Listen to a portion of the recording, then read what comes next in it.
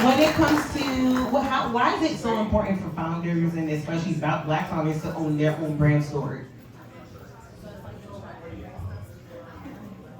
Was that for me? That was for you. Well, I'll tell you the truth. I am a hustler. I see things a different way, but I'm not a designer. And I leverage people who are smarter than me in design and brand. And those are the people that I let make me feel uncomfortable. And one of those people sitting us right here today is Elizabeth McGarry. And so Elizabeth and her team,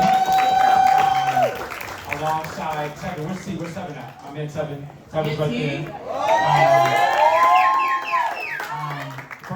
From an apparel perspective, these two, we sat at Elizabeth's studio, and they pushed me to think about running apparel differently. My whole thing is we gotta own this. The culture's here, we gotta own it. All right, what are we doing? They're gonna say, do this. And so, like, when it comes from a creative perspective, these are my two apparel folks that got us to where we are. And then when it was time to get the commercials and the videos, where's my man Mike at? Where's Mikey? Mikey, you in the building? Mikey, not tonight, Mike. Not tonight. Mikey from Feels Like Home. He led the creative direction on the commercial and the video, and alongside Elizabeth. And so those are my creative people, man. I know how to play my role. And if I trust you and I believe in you, I'll let you run. And so yeah, those are the people who are leading it. And I have a creative eye. I did post everything I want on Instagram. I fix things around, but those are people that really I let lead. So give up for that. Definitely give it up to those who you don't see in front, behind the scenes. They're always doing something. So for Nore, so I don't know if you answered this question already. I'll answer it again.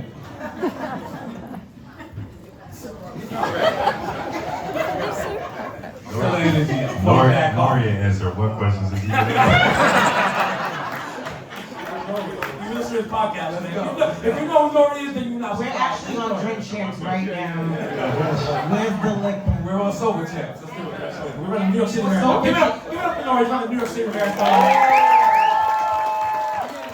I'm here to North San Antonio. He's running New York City Marathon right here. That's my dog. We're running New York City.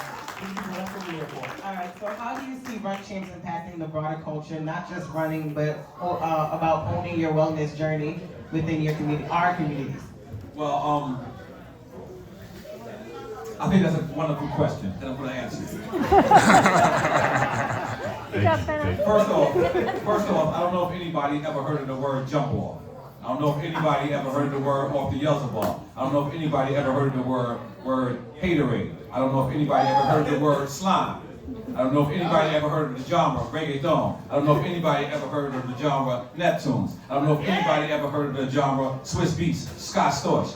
I don't know if you ever heard of Carbones. I don't know if you ever heard of Habiki. I don't know if you ever heard of Heavenly Saki.